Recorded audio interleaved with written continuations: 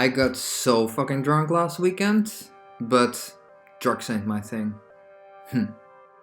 This is something that I hear so often, and boy, man, it sounds so stupid. Like, honestly, I want to make this video about my view on drugs because why do we stick off with this vibe of being scared of drugs? I mean, I can tell you from experience, and I know that a lot of people will probably agree with this. If you get fucked up drunk, you're most likely really high on alcohol. And that's the only difference. And I would say that alcohol is even more destructive than most drugs are. Of course, don't take heroin or crack or whatever.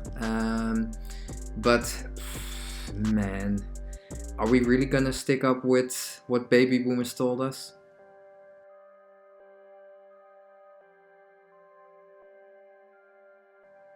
So yeah,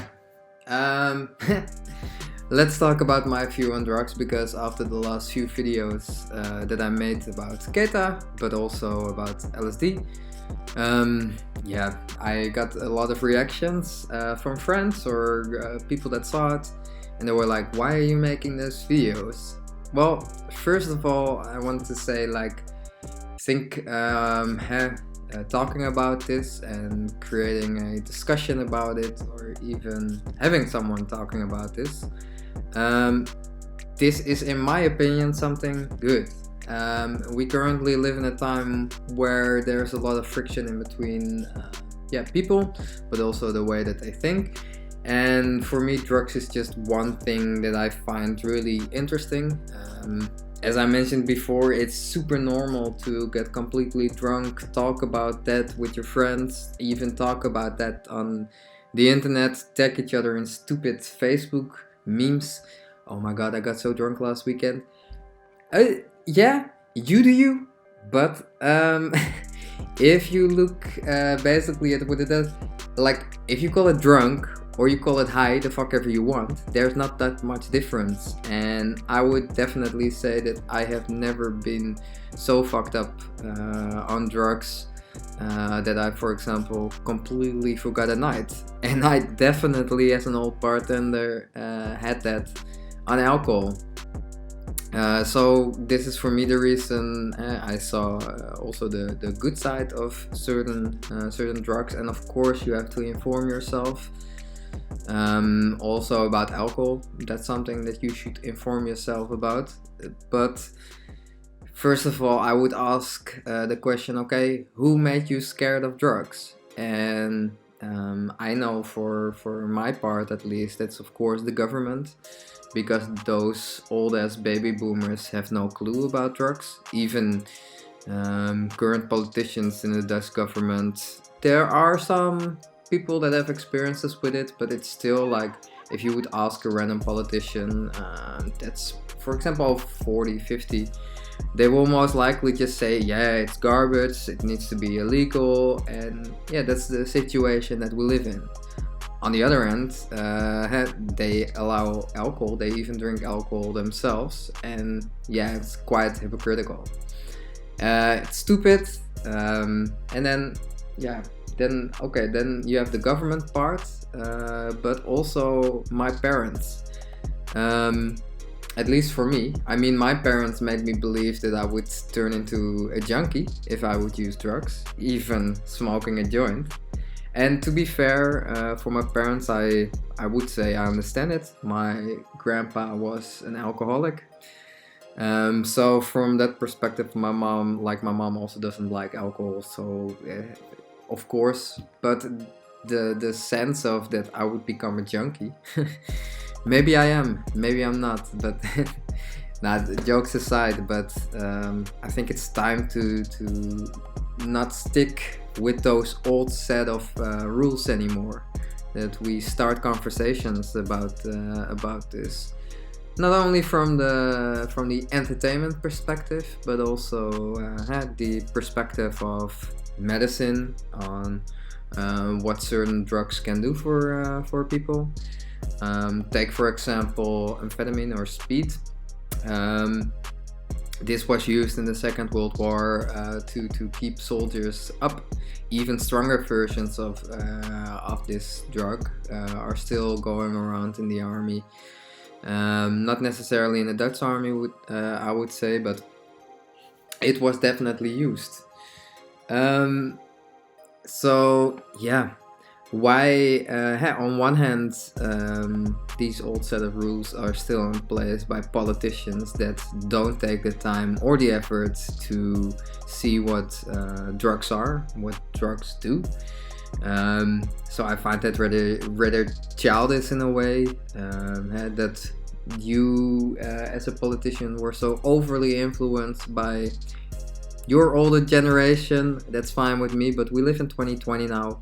It is around, and this whole criminalization brings on the opposite side so many bad things.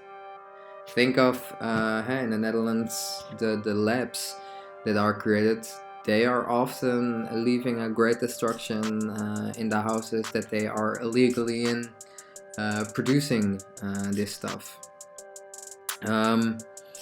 And on the other end, of course, we have the lobbies. Let's say, for example, the companies that are selling alcohol, for example, they are not the biggest fan of legalizing drugs. Why? Well, because it loses them money. For me, as an old bartender in the Netherlands, well, it's not technically legal, but it's decriminalized, smoking weed. And for me that was really nice that I was able to start smoking weed, because before that I thought also that was sort of for junkies, as my parents told me. But once I got in connection with it, I actually noticed, oh wait, this is way nicer than getting drunk. I would be able to smoke a joint, maybe drink 1 or 2 beers next to it, and that would be a night going out for me. And then the next day I would totally feel fine. That was for me an eye-opener, at least.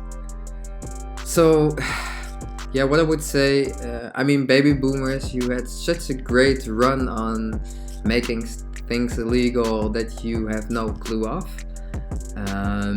But I would definitely continue this kind of content to show that there is also a different side of it. Definitely also positive sides, maybe even for elderly people.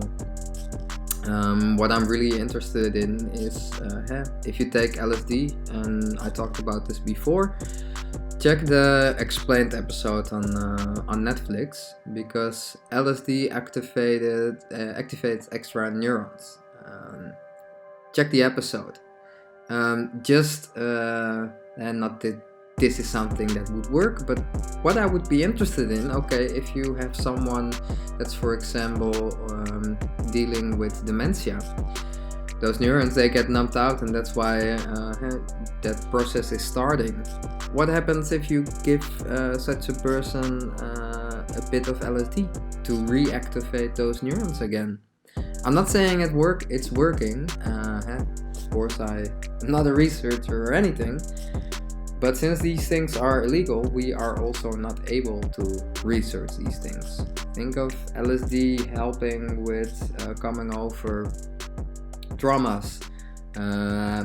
Ketamine helping, microdosing ketamine helping with depression.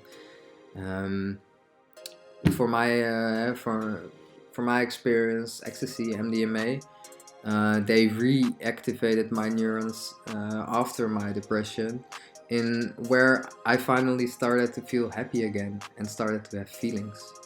So cute. And if you are still not convinced by me, you don't have to, of course, but what I would ask you is to just look at the data. Look at the data in how destructive alcohol is. I mentioned it as well in my video yesterday, the one why I stopped drinking alcohol. You have Korsakoff, you have domestic violence, you have so many things that are connected to alcohol, and that is really destructive for a lot of people. But on the other hand, that's just legal, And I am not saying that you should make alcohol illegal, but if you on one hand allow that, and then at the other hand you say that drugs are the worst thing ever, well, maybe the option is for you, but I would rather inform myself. I would rather make this kind of content to get a different perspective on that. We too long have lived in a world where the older generations are scared of things, or that institutions or companies have a say in this and to make things illegal. Well, yeah, maybe it should all be illegal, but maybe it should also not be illegal, and to start talking about it, get people informed, so that it's not so destructive. Yeah, also about alcohol, start giving people honest information about alcohol, about what it does to your body, to your brain. Yeah, I can continue on like this, but this is why I make the content. I will definitely continue this because I find it an interesting topic. I say, like, as I said before, I do not want to promote drugs, but on the other end, well, I would like to inform people as far as I can. Okay, my view on drugs for post rebels. Yeah, like the video if you like it, become a member or subscribe, however you want to call it, to the channel, and then I hope to see you next time. Bye bye.